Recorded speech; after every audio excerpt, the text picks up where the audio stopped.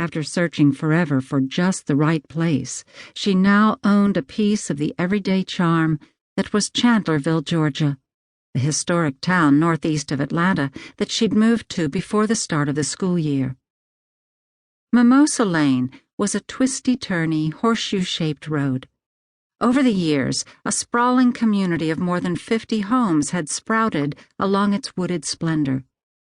At its center dangled a cul-de-sac where one side of the lane curled in sharply, around, and then returned to its twin. The cul-de-sac's secluded curves and the houses at its heart seemed to exist on a totally separate road. And within that bubble of isolated perfection, Mallory had found her dream house. Surrounding her property were sedately aging homes and large lots bursting with trees and manicured landscaping. Only cul-de-sac residents or their visitors came this far down the lane. It was easier to reach the other houses from Scenic Highway, the main street running through Chandlerville that both ends of the lane eventually rambled into. A paradise for young families, Mimosa Lane was the idealistic solid ground Mallory had craved as a little girl, when her idea of heaven had been a yard she could call her own, a happy family and friends to play with, and doors and windows she'd never have to lock. She'd just spent Thanksgiving weekend feeling soul-deep gratitude for this chance, especially to her grandmother, who even after her death had been adamant that one day Mallory would have her fantasy come true. So why couldn't she banish the past for good and embrace this world she'd wanted so desperately? A rustle reached her from the direction of the living room. Her eyes flew open.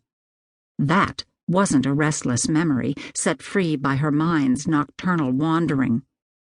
The next odd sound sent her scrambling from bed, her ears ringing. She couldn't feel her legs except for their shaking.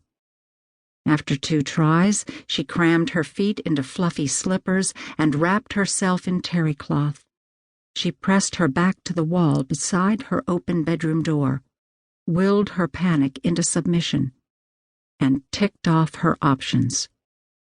If someone had broken in, her choices were to confront them in her ancient Tinkerbell robe, or to hide and wait for whomever it was to either leave or find her. Instinct, unwise and unstoppable, propelled her into the hallway. The hell with hiding. She'd be damned if she'd let anything make her afraid in her own home. The rattle came again, almost too faint to hear, drawing her the short distance to her living room where more windows waited, and more shadows. Plus the floor-to-ceiling artificial Christmas tree she'd assembled weeks ago, lit and loaded with sparkling ornaments and lights, to the amusement, no doubt, of every conservative neighbor up and down the lane. The tree's flickering illumination revealed nothing to her except the room's sparse furnishings. Her heart eased down her throat as she told herself to remain calm. But there was someone there. A childhood of self-preservation had armed her with a second sense she'd never shaken, and her intuition was screaming that she was no longer alone. She heard a sniffle and stepped closer to the tree. A shadow in the corner moved, and only then did Mallory see her. A tiny, forlorn ghost lurked amid the sheer panels that would have been curtains in another house, only Mallory kept them tied back. She sighed at the child who kept wandering over to stare through Mallory's windows. The 7-year-old had ventured inside this time and was hiding behind Mallory's tree. "Polly?" She checked the mantel clock. "It's after midnight, sweetie. What are you doing here?"